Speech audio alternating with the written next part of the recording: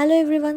So Takdah mini ব্লগের part 2 নিয়ে আমি চলে এসেছি। যেমনটা তোমরা আগের ভিডিওতে দেখেছিলে, আমরা একটা দোকানে হল দিয়েছি জাস্ট টিফিন করার জন্য। সেবক থেকে আমরা এই জাস্ট খেয়ে দিয়ে বেরোচ্ছি। আর জ্যামটা জাস্ট দেখো কেন দেরি হচ্ছে।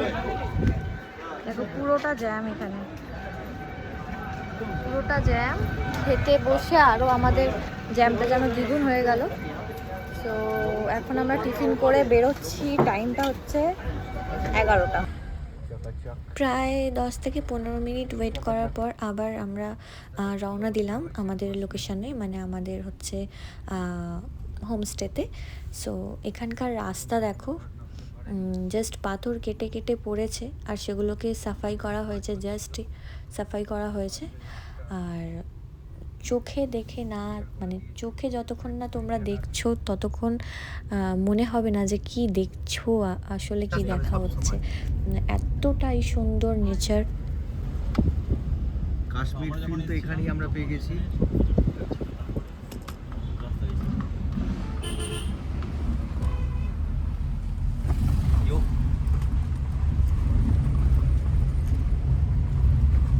টাইম কিন্তু সবে মাত্র বেজেছে সকাল 11টা, বাট আকাশটা দেখে মনে হচ্ছে যেন মেঘ, কত মেঘ যেন জমে আছে, কত বৃষ্টি হবে।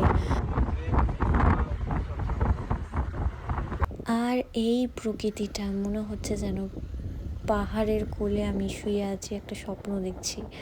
মানে জাস্ট অপূর্ব।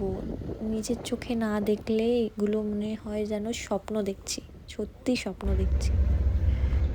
যারা যারা পাহাড়ে এসছো বা যারা যারা আসনি বা আসার খুব ইচ্ছা, তারা একবার হলেও এই পাহাড়ে এসে একবার ঘুরে যেও। তোমাদের স্বপ্নটা কিছু হলেও পূরণ করো, যেন মনে হবে বারবার পাহাড়ে যাই, যেন পাহাড় তোমাকে ডাকছে। এই যে আমাদের কার এখন দাঁড়িয়ে আছে, চিঙ্কি পিঙ্কি পঙ্কি। আর আমি তো যেই নেবেছি অমনি আমার ক্যাত মারা শুরু হয়ে গেছে। আমি তো আর উঠতেই চাইছি না, মানে ঘুরেই যাচ্ছি, পাগল হয়ে গেছি মানে প্রকৃতি দেখে। তো কিছু করার নেই, এদিকে পেটের মধ্যে ইঁদুরও দৌড়োদৌড়ি করছে, খুব খিদে পেয়েছে। তখন বেজে গেছিলো, আমরা টিফিন করার থেকে লোকেশানে যেতে সময় লেগেছিল ধরো 4 ঘন্টার মতন। তো ফাইনালি আমরা হোমস্টেতে পৌঁছে গেছি। হোমস্টেটার নাম ছিল হচ্ছে লা নেচার। সো চলো, এরপরে দেখা হচ্ছে পার্ট 3-তে। এখন ফ্রেশ হব, দেন লাঞ্চ। সো আমরা এখন সবে পৌঁছালাম, এখন খুবই টায়ার্ড।